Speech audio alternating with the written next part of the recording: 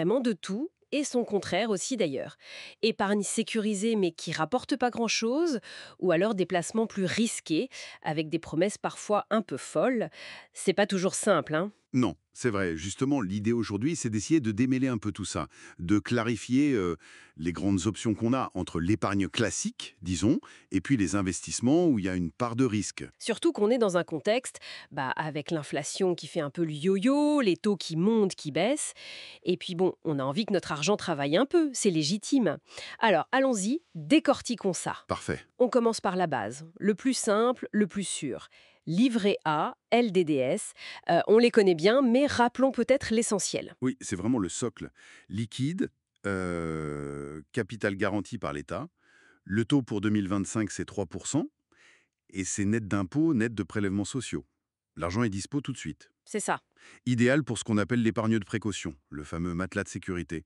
On dit souvent 6 à 12 mois de... De dépenses courantes, oui, pour les imprévus. Exactement. Pour faire face aux coups durs sans toucher au placement à plus long terme. Et les plafonds, c'est 22 950 euros pour le livret A et 12 000 pour le LDDS. Bon, c'est sûr, c'est simple, mais 3%, bon, face à l'inflation, même si elle se calme, ça protège à peine le capital, non? On perd pas un peu de pouvoir d'achat quand même? C'est le prix à payer pour la sécurité absolue et la liquidité immédiate. Ouais. Voilà, c'est un arbitrage. Si on veut chercher un tout petit peu plus, tout en restant dans le sécurisé, il y a le compte à terme. Ah oui, le compte à terme. Là, le principe, c'est on bloque l'argent pour une durée qu'on choisit à l'avance, et en échange, on a un taux d'intérêt fixe connu dès le départ, souvent un peu meilleur que le livret A. D'accord. Mais il y a une contrepartie, j'imagine. Oui, c'est moins liquide, l'argent est bloqué. Et surtout, les intérêts, eux, sont fiscalisés. C'est la fameuse flat tax, le prélèvement forfaitaire unique à 30%. Donc le rendement net est à calculer. Ok. Et on a aussi le PEL, le CL, plutôt pour un projet immobilier, c'est ça? Mais c'est plus contraignant, non? Oui, plan épargne logement, compte épargne logement, c'est une épargne orientée avec des conditions de versement, de durée et des taux qui ont beaucoup varié, moins souples, clairement. Et dans le sécurisé, on n'oublie pas l'assurance vie, enfin sa partie sécurisée, le fonds en euros. Tout à fait. Le fonds en euros de l'assurance vie, le capital est garanti aussi, net de frais de gestion annuels. Les rendements, bon, ils ont baissé pendant longtemps, mais ils remontent un peu. Historiquement, on était entre 1,5% et 2,5% net. Ça dépend beaucoup des contrats et des années. Mhm. Son gros avantage, c'est aussi sa fiscalité qui devient plus douce après 8 ans de détention, et c'est un outil très intéressant pour préparer une transmission. D'accord. Mais attention, l'assurance vie, ce n'est pas que le fonds en euros. Ah non, justement. Et c'est là qu'on bascule vers les placements où le capital n'est plus garanti. C'est l'autre partie de l'assurance vie, les unités de compte, les fameuses UC. Voilà, là on change de catégorie. Avec les UC, on sort de la garantie pour viser plus de rendement potentiel. C'est exactement ça. On investit sur des supports beaucoup plus variés. Des actions, des obligations, de l'immobilier via des SCPI ou encore des ETF, ces fonds qui suivent des indices boursiers. Le potentiel est plus élevé, mais... Mais le risque aussi. La valeur des UC, elle fluctue tous les jours en fonction des marchés. Ça peut monter, mais ça peut aussi baisser. Il y a donc un risque de perte en capital. Faut en être conscient. Et si on veut investir en bourse plus directement, sans passer par l'assurance vie? Alors là, on a principalement deux enveloppes. Le PEA, plan d'épargne en action, et le compte titre ordinaire. Le PEA, c'est souvent mis en avant pour sa fiscalité avantageuse, non? Après 5 ans. Oui, c'est son gros atout. Après 5 ans de détention, les plus-values et les dividendes réinvestis sont exonérés d'impôt sur le revenu. Attention, on paye quand même les prélèvements sociaux, actuellement à 17,2%. Mais c'est très intéressant pour investir sur des actions européennes ou des ETF éligibles. Le compte titre, lui, il est plus large en termes de choix d'investissement, mais moins avantageux fiscalement. C'est ça. On peut y loger des actions du monde entier, des obligations, etc. Plus de souplesse, mais pas d'avantage fiscal spécifique comme le PEA. Les gains sont soumis à la flat tax de 30% ou au barème de l'impôt sur le revenu si c'est plus intéressant. Bon, et impossible de ne pas parler des crypto-monnaies. On en entend tellement parler, en bien, en mal, Ah, les cryptos. Vaste sujet. C'est un univers très particulier. très, très volatile. Le potentiel de gain peut être spectaculaire, on l'a vu, mais le risque de perte, y compris total, est tout aussi réel. Donc, prudence maximale, hein. Oui, vraiment. Ça demande de se former sérieusement, de comprendre ce qu'on achète, de choisir des plateformes d'échange reconnues et sérieuses, et surtout, n'y allouer qu'une toute petite partie de son patrimoine. La partie qu'on est psychologiquement prêt à perdre, si jamais ça tourne mal. Et attention aux arnaques, elles sont nombreuses. Et puis la régulation est encore en construction, disons. On pourrait aussi mentionner rapidement le crowdfunding. Investir dans des PME, des startups. Oui, le financement participatif ou l'investissement en direct dans des jeunes entreprises. C'est du capital risque. Le potentiel de retour peut être très élevé si l'entreprise réussit, mais le risque de tout perdre est aussi très important. La plupart des startups échouent. C'est vraiment pour une part très limitée du patrimoine et pour des investisseurs avertis.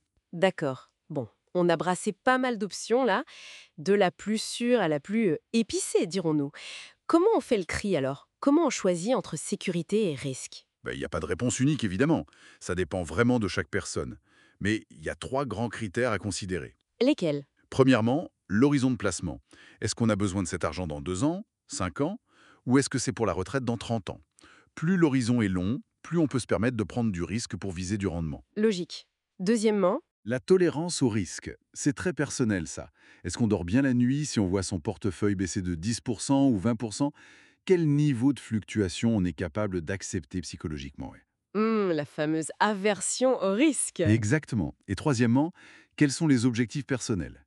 Est-ce que c'est juste de l'épargne et de précaution? Ou financer un projet précis comme un achat immobilier, les études des enfants, préparer sa retraite, transmettre un patrimoine? Chaque objectif peut appeler une stratégie différente. Et le profil de la personne joue aussi, j'imagine. On n'a pas les mêmes moyens ni les mêmes besoins quand on est étudiant, jeune actif, cadre confirmé ou proche de la retraite. Tout à fait. Un jeune qui a du temps devant lui peut se permettre plus de risques qu'une personne qui va bientôt avoir besoin de ses économies pour compléter ses revenus.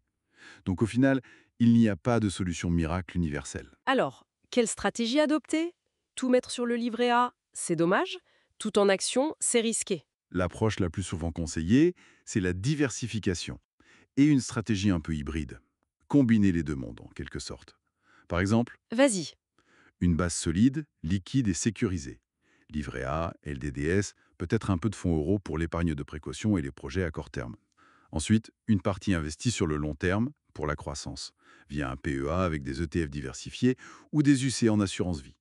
La proportion dépendra de l'horizon et du risque accepté. D'accord. Et éventuellement, si on est à l'aise avec ça et qu'on comprend bien les risques, une toute petite part, vraiment minime, sur des actifs plus spéculatifs comme les cryptos ou le crowdfunding. Mais ce n'est pas une obligation, loin de là. Donc, plutôt que d'opposer livret A et bourse, par exemple, on peut les voir comme des outils complémentaires dans une stratégie globale. Exactement. Ils ne répondent pas aux mêmes besoins, ni au même horizon de temps. L'un pour la sécurité et la liquidité, l'autre pour le potentiel de croissance à long terme. Ils peuvent très bien cohabiter. Bon, si on devait résumer très vite, l'épargne classique, type livret, fonds euros, c'est la sécurité, l'argent disponible, c'est parfait pour les réserves, les projets à court terme. C'est ça. Et les placements où le capital n'est pas garanti, actions, ETF, UCJ, immobilier non direct, crypto, ça vise un rendement potentiellement plus élevé, surtout sur le long terme, mais il faut accepter le risque de voir la valeur fluctuer et potentiellement de perdre de l'argent. C'est une excellente synthèse. Et il faut vraiment insister là-dessus. Il n'y a pas de meilleur placement dans l'absolu. Le meilleur choix, c'est celui qui est adapté à sa propre situation, à ses objectifs et à son tempérament face au risque. Le conseil clé, finalement, ce serait peut-être quoi? Commencer, même petit. Oui, commencer, même avec peu. Se former continuellement pour comprendre où va l'argent. Et la régularité, investir un peu chaque mois par exemple, c'est souvent plus efficace que d'essayer de deviner le bon moment pour entrer sur les marchés. D'accord. Et peut-être garder en tête cette règle d'or un peu basique mais fondamentale, n'investissez jamais dans quelque chose que vous ne comprenez pas. Ça évite beaucoup de problèmes. Très juste. Et bien sûr, on le rappelle, cette discussion est là pour informer, pour donner des clés de compréhension. Ça ne remplace absolument pas un conseil personnalisé d'un professionnel en gestion de patrimoine. Ce n'est pas un conseil en investissement. Absolument essentiel de le préciser.